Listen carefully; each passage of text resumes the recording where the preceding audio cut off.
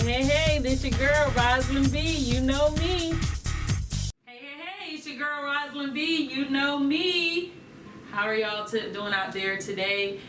We gonna talk and chat and all of that. So today my guest is the lovely, beautiful actress / model, Jazzmon Baker. Yes, thank you for having me. Okay, so Jazzmon, tell us a little bit about yourself and like some of your projects that you got going on, because I do remember seeing you was in P Valley. For those of you who are P Valley fans. Yes. I always get kind of not to talk about myself. So I'm a mother of two girls, and I'm an actress, a model, and yeah, I've just recently did something with P Valley the second season. I'm waiting for the episode to come on. They didn't tell me which one I'm on, but I've also gotten to work with Tyler Perry as a background actress in his new movie, Homecoming. But my part got cut out, but it's all right. I was still able to be on set with him and just see him, in his fabulousness. Also, Jamie Foxx is in a movie called Tyrone, so I'm waiting for that to come out. And now I saw that when Jamie Foxx was cutting the fool out there dancing. He was cutting the fool. Oh my gosh! In between takes, coming on set with the radio, and we just supposed to be, on set ready to go on, and he's coming around dancing in front of us and stuff. Like, oh my gosh, he was goofy. So he is down to earth. He made it feel like it was not work. We was having fun, but yeah. What else? Modeling.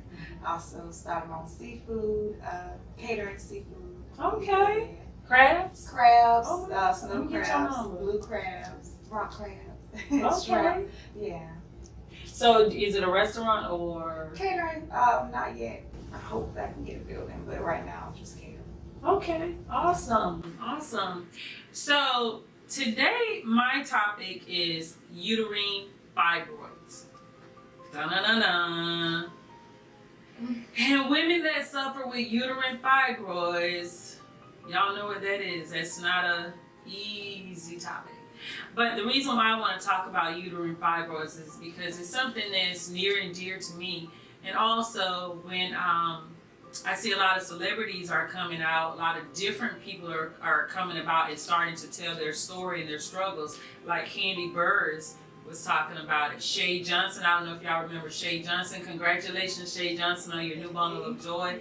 I happened to have sat down and talked with Shay when her and I was working on a project together, and she was talking about uterine fibroids and her struggles. And I see that she did end up doing a show in Atlanta, I believe, with Cynthia Bailey and all of them talking about her struggles and other people's struggles with uterine fibroids.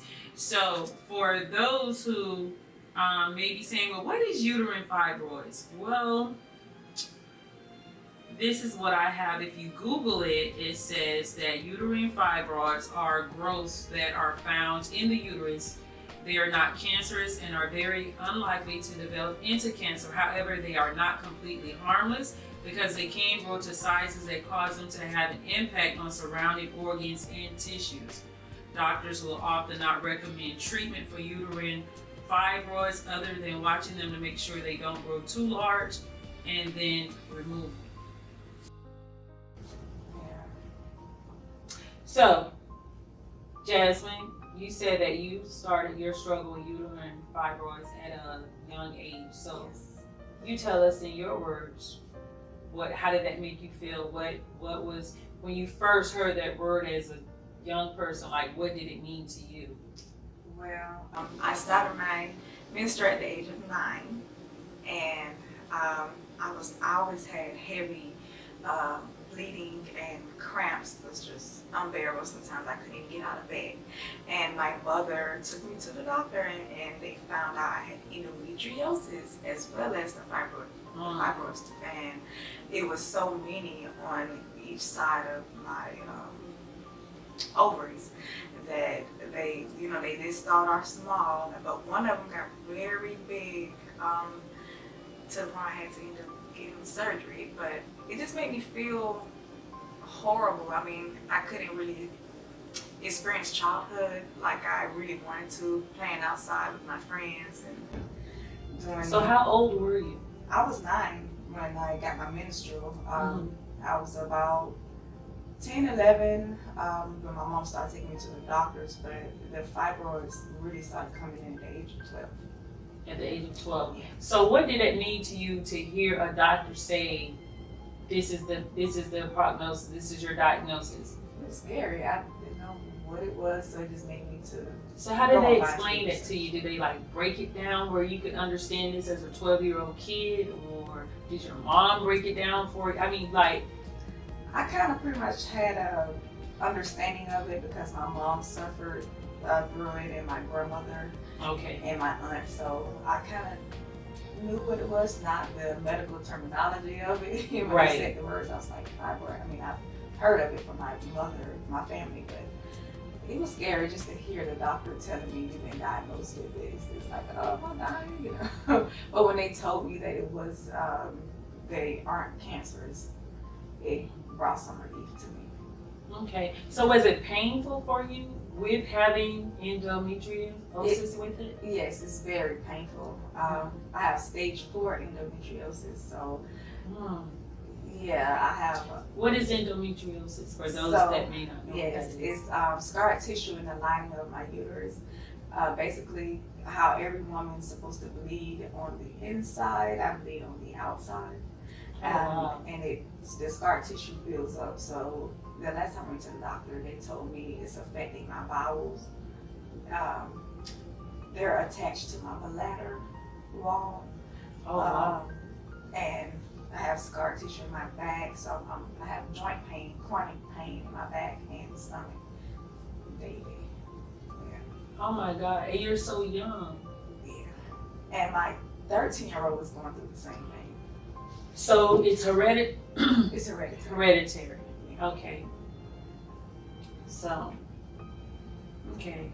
So we're gonna take a pause for the calls. Y'all stay tuned. We have some very important information to talk to y'all and give to y'all. So make sure you stay tuned. I'm here with actress and model Jazzmon Baker.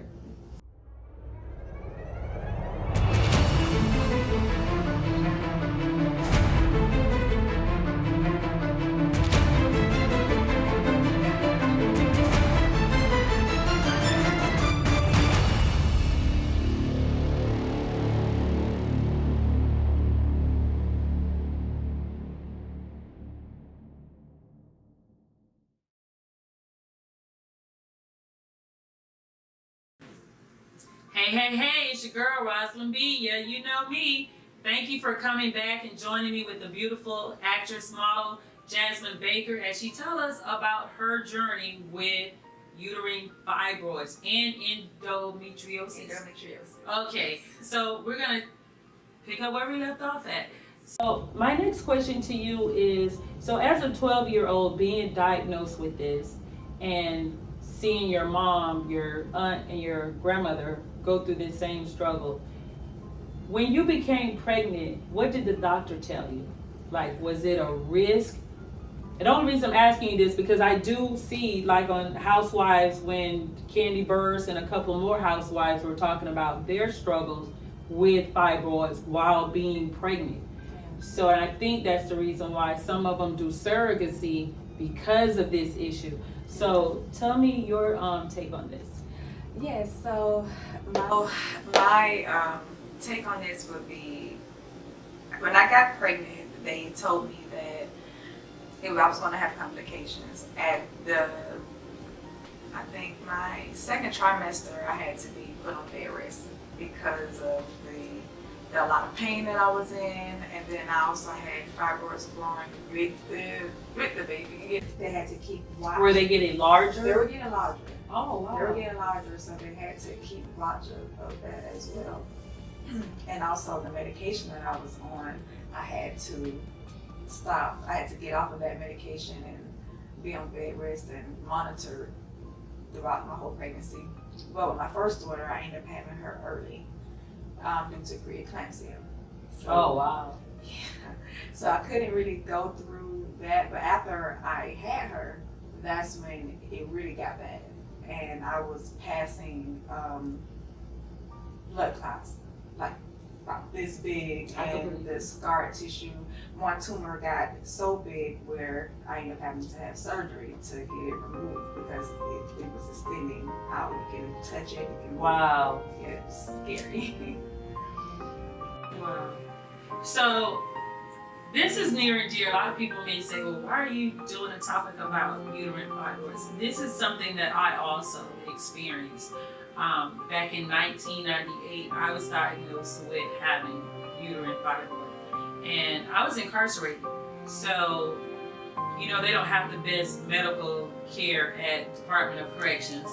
So, they told me at the time, because my cycle started coming on twice in 1 month, and I'm like, wait a minute, what's going on here?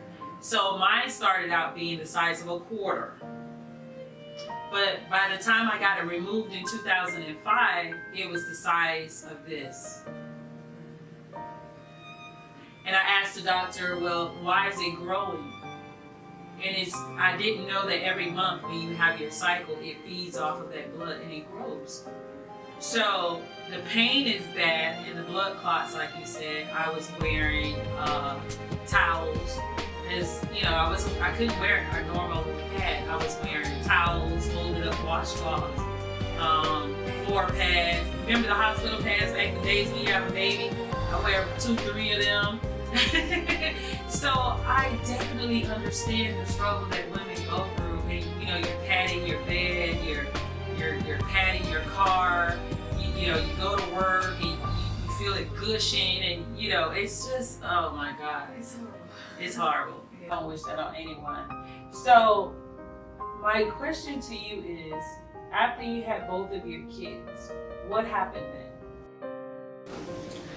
then? It seemed like I never got a break. After I had my second daughter, I ended up having to have surgery because I had my gallbladder removed. Okay. And then after that, my thyroid condition just went crazy. So I ended up gaining a lot of weight, which seemed like, I don't know if fibroids and weight got something to do with each other, but they really started growing.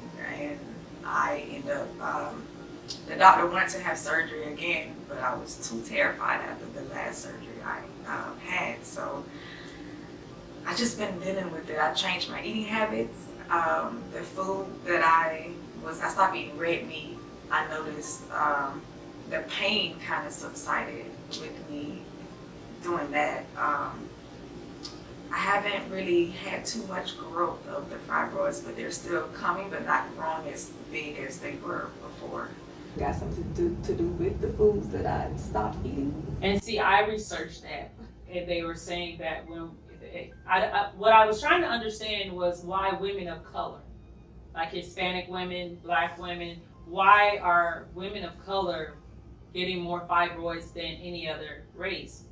And I was researching and reading up on that, and no one has an answer. When I asked the doctor, and I researched it and Googled it and asked other doctors at the time when I was, trying to have my surgery, they said they didn't know what caused it. But they say diet is one of them. Like you said, red meat is supposedly one of them. Alcohol, and they were saying stuff that I don't drink alcohol and chocolate. Well, I do drink caffeine. I do eat chocolate. But I mean, like, I'm trying to figure out how are they associating that together. I don't know, but it seems to be working for me. Really? Like, except for when my menstrual is on, that's when I'm just bad all the way around because of the endometriosis as well. But so how many days would you say your cycle? Because mine used to be 7, like 8. 14 days. It would be 9, 10 days, off 2 or 3, back on for like 7 more. So they come on twice. They stay on for like 7 to 8 days, and then they go off, and then it comes back on at the beginning of the month and then the end of the month. One time, well, not one time, but it was a period of times it would stay on for like 2 or 3 months, and I was passing a lot of blood. It was those fibroids. Well, one of the side effects is anemic. I'm Makes you anemic. I am anemic. And I was eating ice. gosh. I was everywhere eating ice. I was buying ice from Sunny's and Sonics. Remember the bag of soft ice and stuff? I was everywhere buying ice. Girl, I was pouring ice in the bottom of my freezer and chipping it out. Yes. When I would eat all the ice out the ice trays, oh my gosh, so one of my teeth still some good. But anyway, we're going to take another pause for the cause and we'll be right back. We have some important information. Please stay tuned. We'll be right back.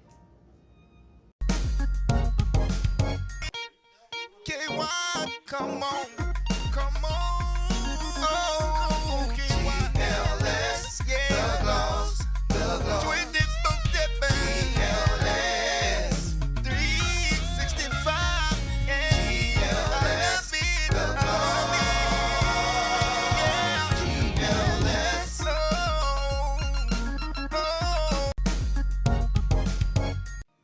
Hey, it's your girl, Roslyn B. Yeah, you know me. We're back with the lovely Miss Jazzmon Baker here, and we're talking about the subject of uterine fibroids. So, we're going to jump right back into where we left off at. Okay, Jazzmon. So, I guess my question to you next is, what type of, besides the surgeries, were there any other things that you tried? Or any other treatments or? Listen, I tried some of everything. And the one surgery I had, I tried a clinical research. And I did that for a couple of months until, you know, the appointments was getting like too much for me. It was back to back, and then the medication that they wanted me to take, I didn't like not knowing what I was taking. Even though they said it was supposed to help, but I stopped doing that. So right now I'm just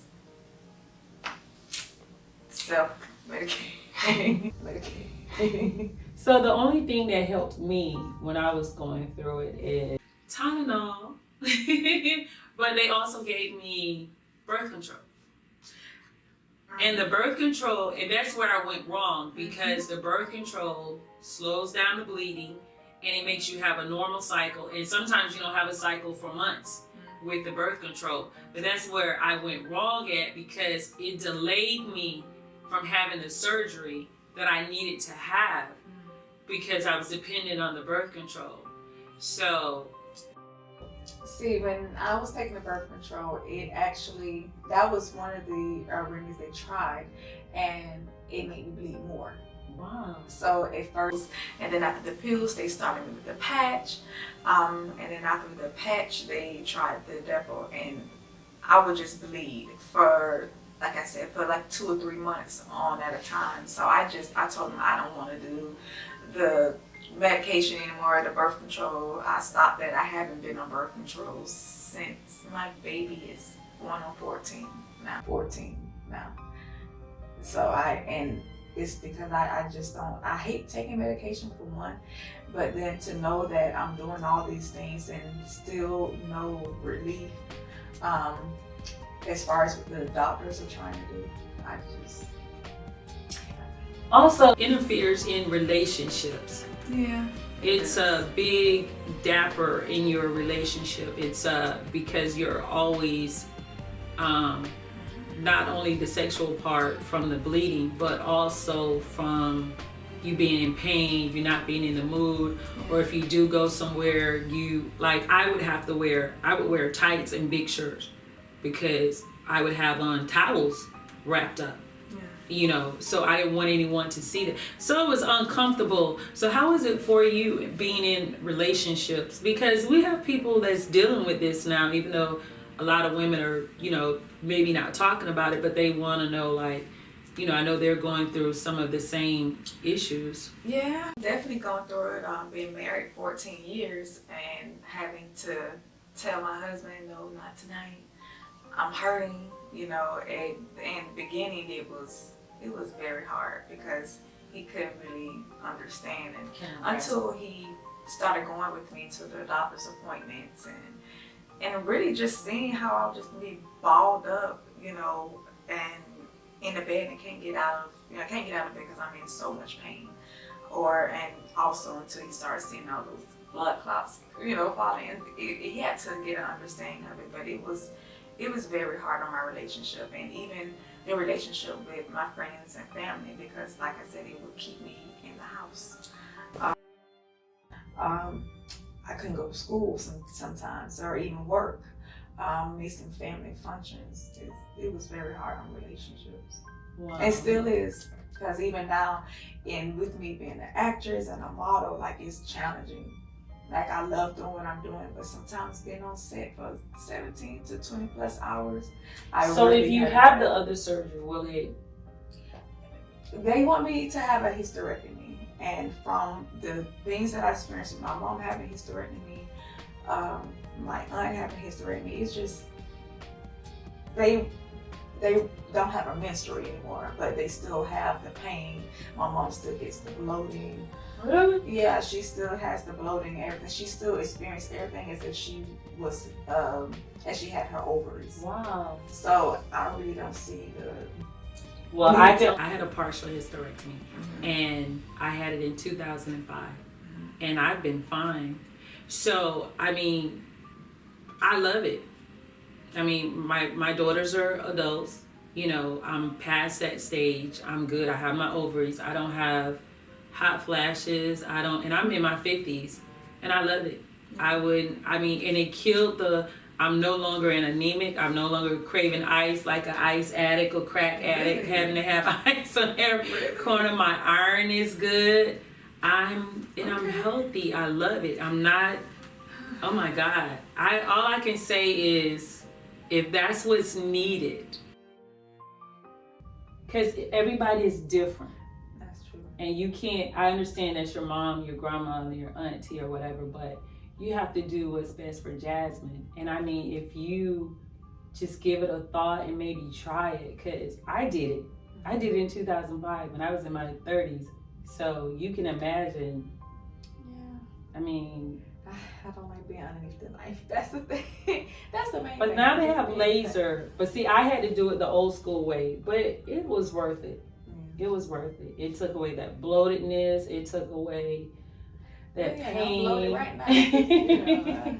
It's just a good feeling that you don't have to worry about it anymore. Well, that's good to know. Yeah. That's good to know. At least I can have someone to vouch. You don't have any You call me, about ask me partial questions and stuff. Yeah.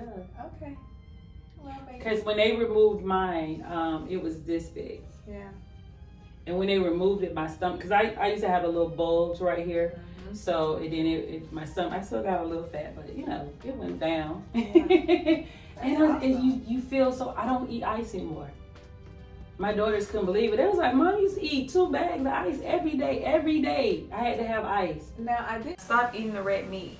I stopped eating the red meat, and I stopped eating a lot of sugars. I stopped eating ice. I'm still anemic. My doctor has me on the iron pills. That's what I had to take. The green ones. I hate them. I'm on the red. The red ones, I had to take the red ones, then the green ones. And I hate it. I don't like that. It tastes nothing. But I don't eat ice like that anymore. I don't know why. I have to have it in my drink. I have to have it, but I don't eat it. Probably like your diet anymore. changed. Hold that thought. We'll be right back. We're going to pause for the cause. And we'll be right back with more of the lovely Jazzmon Baker.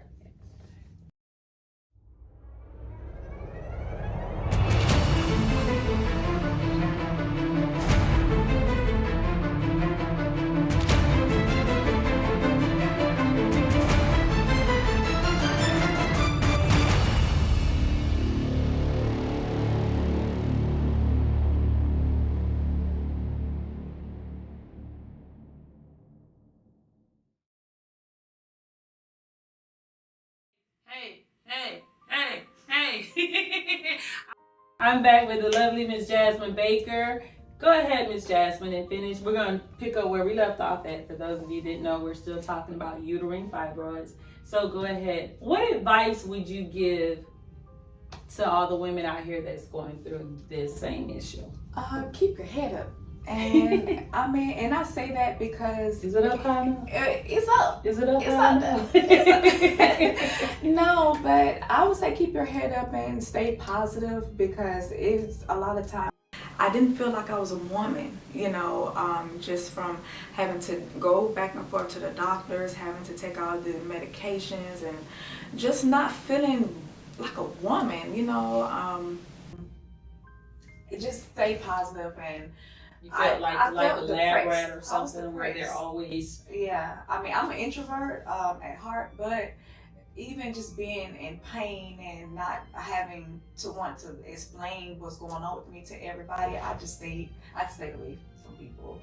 And sometimes I still do, but now that I'm older, you know, and I have my girls, I'm pushing myself even more. So don't feel as if you're alone, because you're not. Go out and look up, you know, some chat groups that other women that's experience the same thing as you.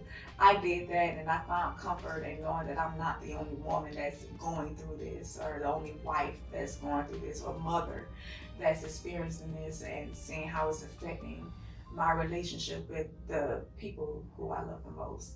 Wow. So my would be the great advice. Thank you, Jazzmon Baker. My advice would be, as soon as you start noticing, women, pay attention to your bodies. As soon as you know the difference where your cycle is coming on, extra heavy bleeding, you're having a lot of clots and stuff, make sure you go to the doctor and go ahead and get the problem taken care of. Don't wait like I did, because I went from the size of a quarter to the size of 2 grapefruits almost. So you're not doing yourself any justice by waiting. You're only taking yourself through a lot of problems and unnecessary issues. And like you and I was talking about with the eating habits, the craving the ice, having low iron, all of this comes from the issues of fibroids. Fibroids grow, and when they grow, they tend to attach itself to different organs in your body. Mine's attached itself to my uterus wall. So, I mean, don't make the situation worse. As soon as you find out, you notice, because we women, you notice something different in your body. As soon as you notice the difference, go ahead and get it taken care of. And like she said, it also causes depression. It causes you not to want to go out, be around other people. It makes you, want to stay at home and just deal with this issue, because it puts a fear in you, because you're scared. And it had a fear in me, even though I had to work, because I was working at AOL, and we had to do a urine test. So I went over here on university to do the urine test, and right while I was in line, and my daughter went to screaming, and my grandson was like, I'm talking, my blood was everywhere. I just stood there frozen. So that was my fault. I caused it on myself, because I should have taken care of it sooner. And a lot of times when you wait so late, it was hard for me to find a doctor to remove it when I was finally tired of being scared. So I was all over everywhere, calling around. A lot of doctors didn't want to do it. So take care of yourself. You only have one of you. Life is short. Make your life sweet as possible. We have enough to deal with everyday life, bills, other stuff, other tragedies, other stuff that's going on in life. Come on, don't make your life more harder than it has to be. Like they say, live smarter. Right. They say work hard, play hard. What is there? What's the saying? I forgot to say. Oh. Work hard, work hard, play harder. Well, this is like take care of your body so you can live longer. Live longer and be stronger. So with that, any last words, Miss Jazzmon Baker? Any new projects you got coming out? What are you working on recently, or next week, next month? Next week I'm going to be back in Atlanta. I have another fashion show that I'm proud to be in. What's your social media status? Let them know how they can reach out to you. So Facebook is Jazzmon Baker, Jazzmon. Instagram is actress Jazzmon Baker, and TikTok actress Jazzmon Baker. Okay, there you have it. So this your girl Roslyn B. If you have not read my book, Looking in the Mirror, it is available on Amazon, Barnes and Nobles, Target online, Walmart online, and if you Google it, a whole bunch of different websites will come up. Also, stay tuned to watch the trailer for my movie. If you have not watched my movie, please go and watch my movie. It is a must-see. It's called Looking in the Mirror. It is available. You watched it? I watched it. It's good. Yay! So it is available on Tubi, Plex TV, Roku, Sling TV, NBC Peacock, Amazon, Vudu, Hoopla, Yes, ma'am. and can I think of anything else? We're gonna speak it into existence on the rest. Please go and watch it. There is a message in the movie. To the rest of y'all, have a great day, great evening. Always be inspiring, encouraging, and be positive. And like she said, keep your head up no matter what.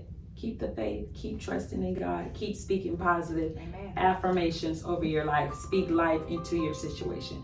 Have a great one. This your girl, Roslyn B. You know me.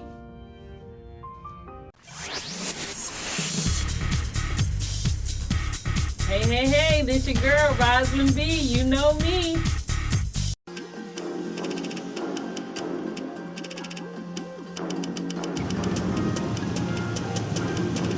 Get out. I'm sorry I've been bad. I promise I'll be good from now on. My mom had gotten in the habit of dropping me off with totally different strangers.